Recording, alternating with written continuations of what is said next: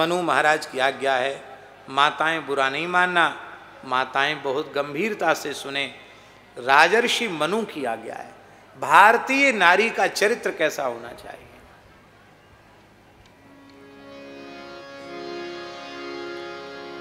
पिता रक्षति कौमारे, भर्ता रक्षति यौवने, जीवत स्थिवरे पुत्रा, न स्त्री स्वातंत्र्य मरहति। इस पंक्ति के ऊपर न जाने कितनी बार भारत की मूर्ख महिलाओं ने मनुस्मृति जैसे पवित्र ग्रंथ को जला दिया।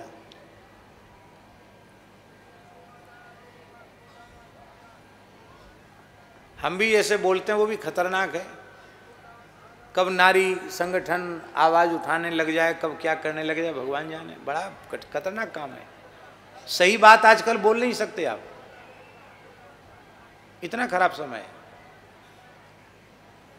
अरे भाई, नारी की स्वतंत्रता क्यों नहीं?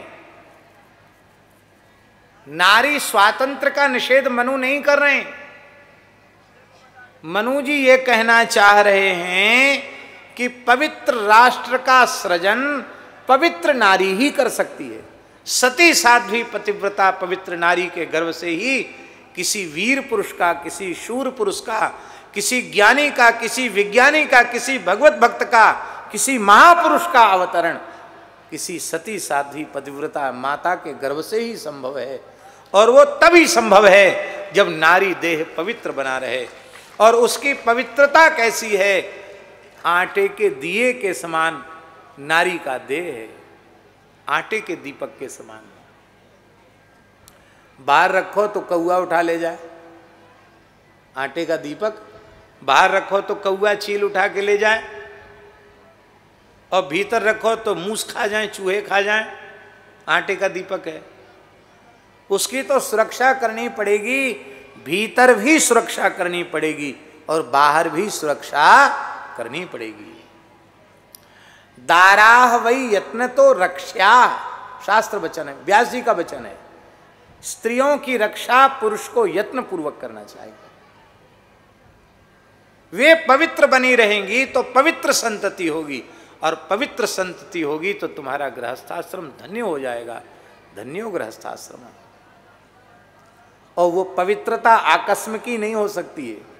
उस पवित्रता का निर्माण तो जन्म से नहीं, हम तो कहेंगे उस पवित्रता का विचार गर्भ से करना पड़ेगा। गर्भ के समय से सावधानी रखनी पड़ेगी, तब वैसी पवित्र कन्याएं जन्म लेंगी। आहा, पुरुष स्वेच्छाचारी हो जाए तो अपना नाश करेगा, जिस कुल में पैदा हुआ उस कुल का नाश करेगा। अच्छा धर्मनिष्ठ सदाचारी हो जाए, अपना उद्धार करेगा, अपने कुल का उद्धार करेगा।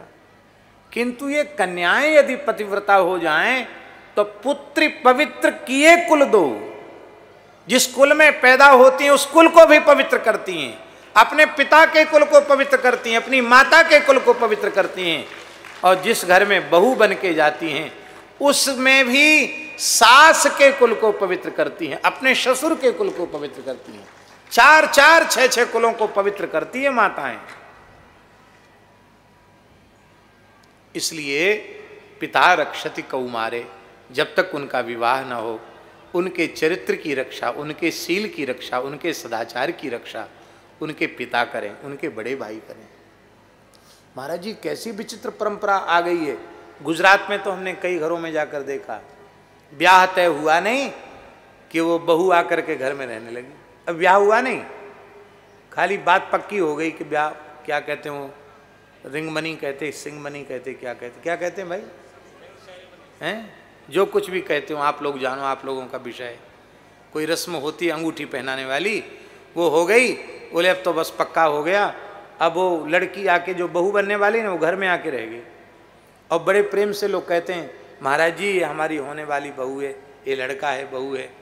उनको दक्षिणांग वामांग में शास्त्राज्ञा से करने की जरूरत नहीं पड़ती, वो सीधे ही जोड़ा के रूप में उपस्थित होते हैं, आप आशीर्वाद दो। महात्माओं को भी आशीर्वाद देना चाहिए, पुत्रवती भव। क्या और क्या आशीर्वाद है? ये भारतवर्ष जैसे पवित्र देश के लिए घोर कलंक की बात है। अब फिर संबंध नहीं जमा तो फिर कोई बात नहीं, टूट गया तो टूट गया, क्यों ब्याह तो हुआ ही नहीं। क्या नारी शरीर के साथ खिलवाड़ किया जा रहा है? ये साक्षात भगवती दुर्गा का, महालक्ष्मी का स्वरूप है। इसका कितना तिरस्कार है? ये आदर है नारी का कि नारी का तिरस्कार है?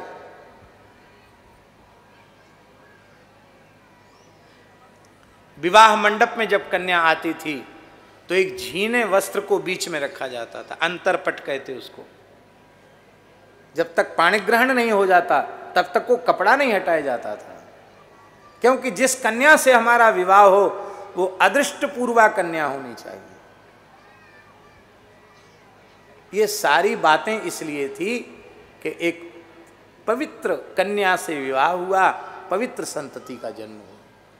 पिता रक्षति कौमारे, विवाह हो गया तो पति को उसके चरित्र की रक्षा करनी चाहिए।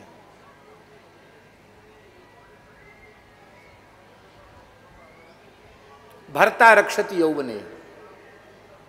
और अब स्थिति महाराज जी ये है कि इस पवित्र पीठ से वो चर्चा हमें करनी नहीं चाहिए। एक हमारे परिचितों के लोगों के यहाँ की घटना है, वैश्य परिवार की घटना है। घर में बहुत अच्छे पवित्र संस्कार संपन्न घर, और एक घर में उसका विवाह हुआ, कन्या का विवाह हुआ। तो घूमने जाते ना आजकल, अब वो लड़की बहुत पवित्र संस्कार वाली, पूरे घर में गोव्रती परंपरा, और वहाँ किसी होटल में ले जाकर ऐसी स्थिति के वहाँ तो एक दूसरे की पत्नियों का विनिमय करना एक फैशन बन गया है। मित्रों में परस्पर एक दूसरे की पत्नियों का विनिमय कर लेते हैं, अदला बदली कर लेते हैं। उस लड़की ने कैसे भी अपने चरित्र को बचाया, रो रो करके अपने प्राण बचाए, चरित्र बचाया, और इसके ऊपर उसके पति ने उसको सिगरेट से जलाया, बाध्य किया कि गंदी चीज पिए, गंदी चीज खाए। मेरे सामने बात आई क्या करना चाहिए, मैंने कहा अच्छा है कि अपने पिता के घर में रह के भजन करे। क्या करे? ऐसी विकट परिस्थितियां देश में बन रही हैं। आप अपने को कुलीन कहते हो कि हम ब्राह्मण हैं, हम क्षत्रिय, हम वैश्य हैं। आप अपने घर की लक्ष्मी का ऐसा तिरस्कार कर रहे हैं, ऐसा नहीं, अनादर कर रहे हैं। सभ्यता के नाम पर कितना घोर पतन है।